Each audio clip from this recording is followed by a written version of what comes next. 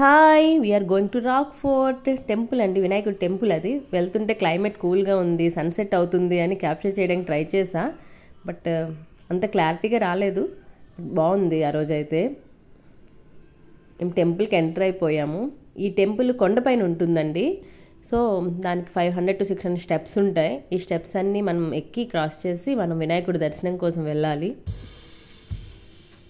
ఈ టెంపుల్ యాక్చువల్గా తమిళనాడు తిరుచిరపల్లిలో ఉంటుంది, త్రిచి. ఎవరికైనా ఐడియా ఉంటుందేమో. చాలా ఫేమస్ టెంపుల్ అండి. ఇక్కడ చాలా పీపుల్ వచ్చారు. ఓల్డ్ పీపుల్ కూడా ఈ స్టెప్స్ అన్ని క్రాస్ చేసి దర్శనం కోసం వచ్చారు. సో ఫేమస్ టెంపుల్ కదా, సో ఆటోమేటిక్గా అలానే ఉంటుంది అనుకోండి. టెంపుల్ ఇన్సైడ్ క్యాప్చర్ చేయకూడదు కదా, ఓన్లీ నేను అవుట్ సైడే క్యాప్చర్ చేశాను. చూడండి, ఇక్కడ తండ్రి కొడుకులు ఇద్దరు చాలా కష్టపడుతున్నారు స్టెప్స్ ఎక్కడానికి.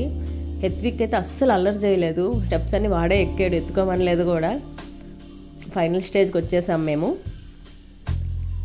ఇక్కడ నుంచి త్రిచి వ్యూ మొత్తం క్లియర్గా కనిపిస్తుంది. ఆ రోజు క్లైమేట్ కూల్గా ఉందన్నాను కదా, చూడండి ఎయిర్ గాలి ఫుల్గా ఉంది, పీస్ఫుల్గా అనిపించింది.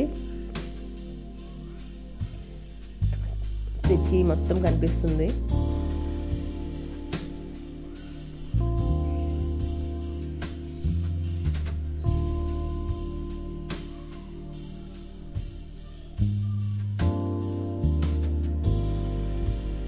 మనం టెంపుల్కి ఎంటర్ అయిపోయాం. ఎవరు లేరు కదా అని క్యాప్చర్ చేయడానికి ట్రై చేసాం, బట్ చేయకూడదని మళ్ళీ స్టాప్ చేసేసాను.